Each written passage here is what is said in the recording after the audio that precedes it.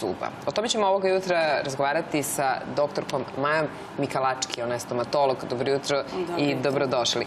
Šta je paradontopatija? Paradontopatija ili paradontoza jeste progresivno degenerativno oboljenje paradontalnog aparata koje dovodi do rasklaćenja i na kraju gubitka zuba. U stvari, dovodi do čega? Objasnite sada prostim jezikom za sve da vas razumiju. Znači, prvo kreće od upale desni, zatim stvaranje paradontalnih... Kad kažemo upala desni, to je crvenilo, krvarenje. Otok, krvarenje pri najmanjem dodiru, pri pranju četkicom zuba.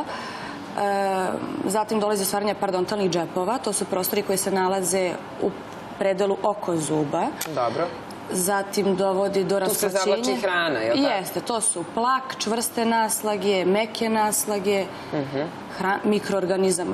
mikroorganizmi su zastupljeni, naravno, i na kraju dovodi do rasklaćenja zuba. Zavisno od stepena rasklaćenja, tako možemo i reagovati. A praktično se šta dešava? Koji su to neki prvi simptomi kada mi možemo da vidimo da je problem u paradontopatiji? Dakle, većina ljudi može da kaže da je sigurno, barem, ne znam, nekoliko puta godišnje osetila da krvare desni. Koliko god da vodite računa o higijeni, postoje neki periodi godine kada svako ima tu vrstu problema. Jeste, pa prvi znak jeste otečene crvene desni koje krvare na najmanji dodir. Jel se povlače desni? Pa desni se povlače. Jeste, da. Zubi izgledaju kao da su duži. Produžava se ta klinička kruna zuba, tako mi kažemo. Zubi izgledaju duži. Međutim, prvi znak paradontopatije kada pacijent već treba da se obrati lekaru, jesu te otečeni crvene desni. Jer zdrave desni su blede i rozikaste boje. Šta vi radite onda pacijentu koji već dođe sa bolovima, s otečenim desnima i zna da ga čeka bolan pregled? Pregled nije bolan, ali da, intervencija. Pa, pacijent ne treba da dozvoli prvo da dođe do tog stanja. Kako da ne dozvoli? Šta treba da radi? Pa trebamo prvo da radimo na edukaciji najmlađih, tako što ćemo ih obučavati o pravilnoj oralnoj higijeni, usta i zuba. Čekajte, problem je samo higijena? Pa jedan od najvećih problema jeste higijena. To jest nepravilno pranje, nepravilno održavanje higijene usta i zuba. Imamo i druge faktore koji naravno utiču na paradontopatiju, ali treba se krenuti od osnovnog. Koji su to još faktori? Dakle, osim nehigijene, šta još? Osim nehigijene, to su, na primer, kod pušača se češće javlja, kod pacijenata koji su imunodeficijentni, kod pacijenata sa raznim sistemskim oboljenjima. Je li nasledno? Imamo i genetski faktor, naravno. Tako da onda imamo protetske nadoknade neadekvatna konzervativa koja je rađena, lečenje zuba, plombe, ispuni. Tako da sve treba sanirati, ali osnova je da se krene od edukacije, znači redovne kontrole na 6 meseci i svaki put edukacija o pravilnom i redovnom održavanju higijene usta i zuba. Prvo pitanje imamo za vas. Halo, dobro jutro. Dobro jutro. Izvolite, slušamo vas. Jeste. Imam 65 godina. Trebalo bi da radim gornju protezu totalnu, a na donjoj vilici imam nekoliko zuba. Međutim, lekari mi kažu da imam blaži vid paradontopatije, desni mi se povlače, i taj dva zuba koje su ostala gore na gornjoj vilici, ona kao što je doktorka i rekla, kao da su se uvekli jer se povlače desni.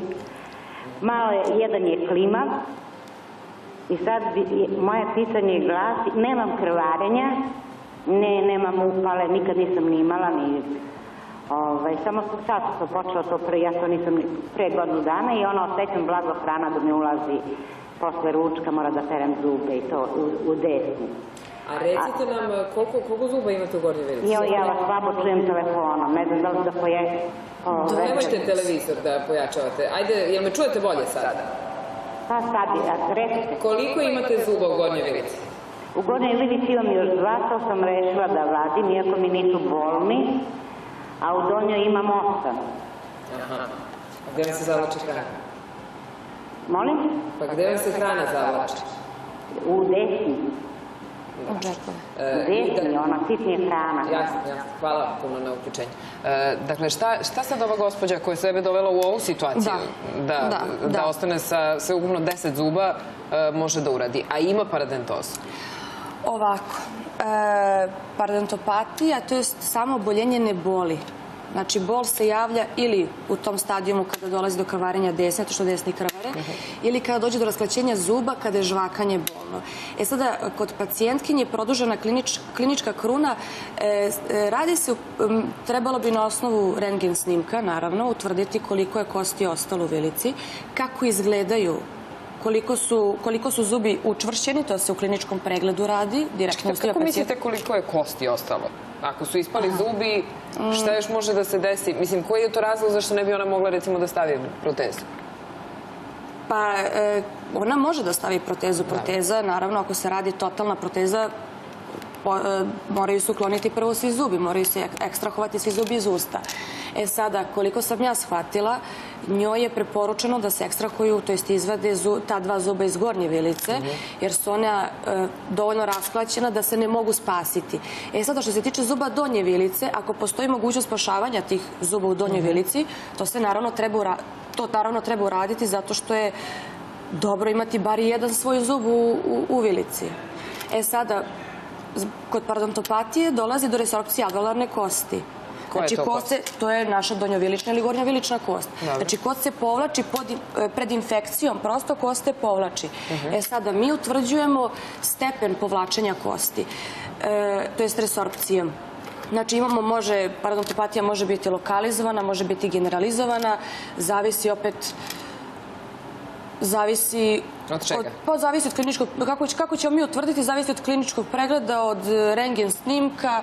A čekajte, kada kažemo parodontopatija i kada neko želi da stavi u ovim godinama veštačke zube, a nema, recimo, izvadite i ta poslednja dva gornja zuba, jer onda parodontopatije više nema? Gotovo, jeste izlečeno. Preporučuje se kada se izvadi poslednji zub da treba proći 6 meseci do izrade totalne proteze. To jest, može se raditi ta imediatna proteza, zatim totalna proteza. Pri vađenju zuba dobro se iskiretiraju ti prostori, to jest alveole, čašice gde su se nalazili zubi. Infekcije više nema i to je to. Dakle, sve se zaleči i onda se... Zaleči se, onda se tek radi, da. Dobro, idemo na još jedno pitanje. Halo, dobro jutro. Dobro jutro. Izvolite, slušamo vas. Ja zovem da pitam Da li se čujemo?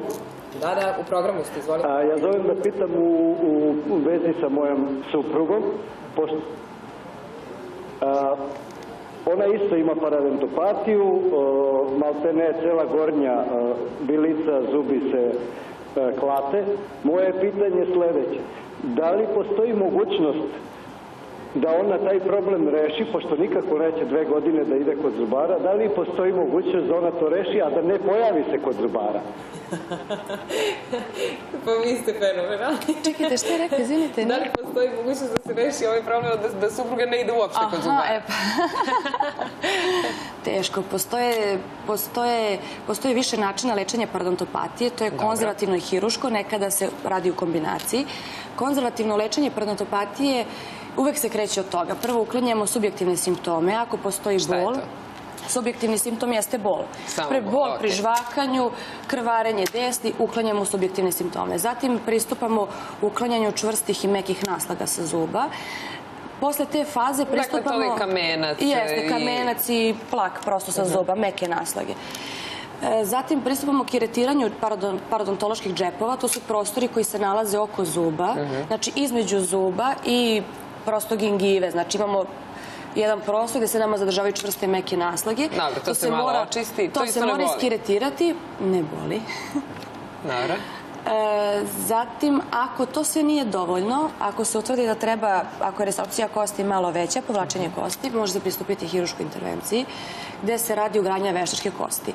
Parodontopatiju je jako teško izlečiti, to jest ona se može zaustaviti, može se vratiti na neko pređašnje stanje, ali ako pacijent, ako mi nemamo saradnju sa pacijentom i ako on ne prihvata našu edukaciju, a šta radi ova gospođa? Dakle, znate šta, čim se ona nije javila, nego se javio njen muž, kome je kristalno jasno da ona kod zubara otići neće, šta može da radi kod kuće sebi kako bi pomogla?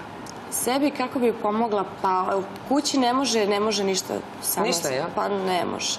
eventualno subjektivne simptome da smiri, da spreči, da prestane ta bol, to su lekovi protiv bolova, ali ništa drugo. I to ako postoji bol, pošto bol uglavnom ne postoji dok ne dođemo do tog nekog stadijuma rasklaćenja zuba kada ne mogu zubi da se koriste. Dobro, i neko će da kažemo šta će mi zubi, ne treba mi to. Ima mnogo ljudi koji kažu to, pa nek ispadnu svi zubi. Pa ću staviti nove. Pa tako je, stavit ću nove ili stavit ću ja veštačku protezu. Ne treba mi da se modiram više. A u stvari nije stvar mode, nego je stvar zdravlja. Zašto je neophodno da imamo sve zube? Neophodno je, pa prvenstveno neophodno zato što nama zubi pomažu varanju. To je početak digestivnog trakta. Ukoliko nemamo sve zubi ili nemamo kasnije adekvatne protetske nadoknade, žvakanje će biti otežano, gutaćemo komade hrane, potrebno je veće lučenje želudačne kiseline, tako da sve to vuče dalje neke ulkuse, probleme sa digestivnim traktom. Dobro, šta biste savjetovali svima onima koji imaju problem ove vrste? Dakle, ili koji su u samom početnom stadijumu? Odlazak kod stomatologa koliko puta godišnje? Jako teško je da pacijenti dijagnostikuju sami kada je neki početni stadijum parodontopatije. Najbitnije je da se javljaju. Prvo je bitno da naučimo decu, da edukujemo decu da odlaze kod stomatologa. Ma dobro, koliko treba puta nedeljno, odnosno dnevno da peremo zube? Pranje zuba, pa trebalo bi posle svakog obroka, minimalno ujutru i uveče, i bilo bi poželjno više četkica za zube koji se koriste. Svaka četkica, svaki put druga. Zašto? Pa četkici je potrebno 24 časa da se osuši, da se vlakna na četkici osuše. Četkica se ne kvasi pri pranju zuba, da bi se lepo uklonile sve. Ne stavi se malo onako pod vodu? Ne. Nego? Kako se peremo zubi? Nego se zubi peru tako što se stavi pasta na četkicu, četkica se unosi u usta i peru se zubi. Onda se ispiraju. Tek se onda se ispiraju. Dovoljno je pljuvačka iz usta da nakvasi četkicu i tako ćemo najbolje ukloniti meke naslage sa zuba. Hvala vam puno na gostovanje i hvala na svim savjetima koje ste dali našim gledocima.